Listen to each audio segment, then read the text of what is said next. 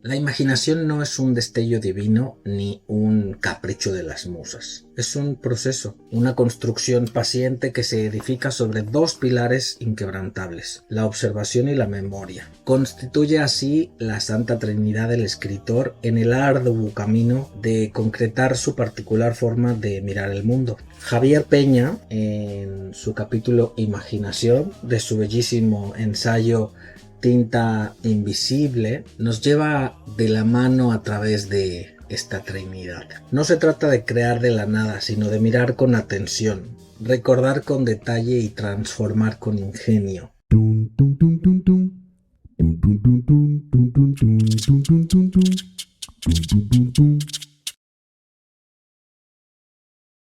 ¿Escribir como un pro por menos de lo que cuesta una cena? Vuélvete un tallerícola preguntón. Clases privadas, videocursos y tutoriales por solo 35 euros al mes.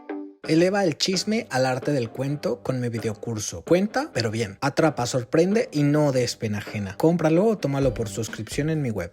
La observación. Ver lo que otros ignoran. Para ilustrar la importancia de la observación, Peña nos habla de Boumil Hrabal, el escritor checo que hizo de lo cotidiano un espectáculo literario. Cuando era joven y estudiaba para ser ferroviario, su examinador le preguntó cómo sabría que un tren se acercaba si los semáforos no funcionaban. Hrabal respondió sin titubear que con los ojos. Pero cuando el hombre añadió la complicación de la niebla, Hrabal no dudó en arrodillarse junto a las vías y pegar la oreja al metal.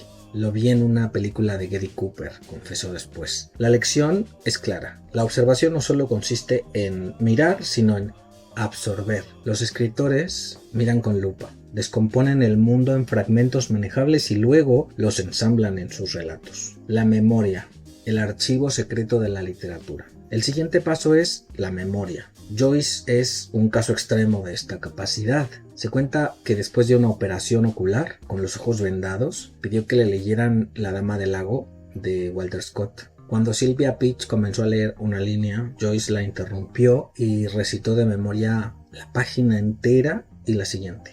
Claro que no todos tenemos la memoria de Joyce, pero la clave aquí no es recordar absolutamente todo, sino aprender a seleccionar qué recuerdos guardamos y cómo los usamos. La memoria del escritor es un archivo selectivo. Lo que hoy parece un simple envoltorio de caramelo lanzado por la ventana puede convertirse años después en un símbolo de fugacidad de la infancia, como nos mostró Coetzee en sus memorias. La imaginación no se activa de la nada, sino desde la memoria de lo vivido. La imaginación, cuando la lupa se convierte en literatura. El último elemento de esta trinidad es la imaginación, el acto de transformar lo observado y almacenado en algo nuevo. Para explicarlo, Peña nos habla de el maquinista de trenes rigurosamente vigilados de Hrabal. Este personaje pintaba paisajes no desde la naturaleza, sino desde postales, porque si pintara desde la realidad, tendría que reducirla para que encajara en el cuadro. En cambio, pintando desde una postal, ampliaba la realidad.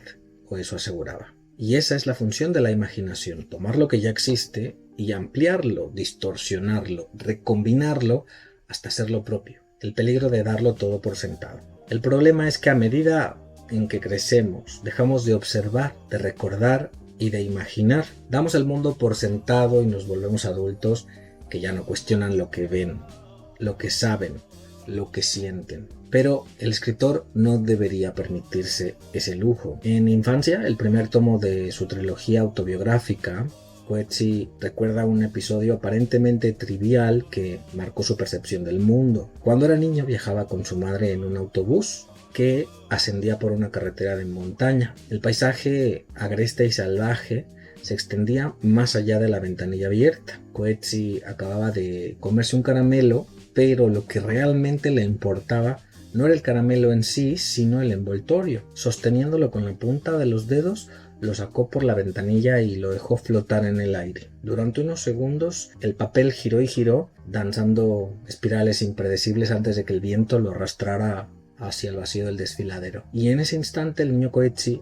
no pensó en el caramelo que acababa de disfrutar, ni en la ventisca que lo rodeaba, sino en el destino de aquel pequeño trozo de papel. Girándose hacia su madre, preguntó qué le iba a ocurrir.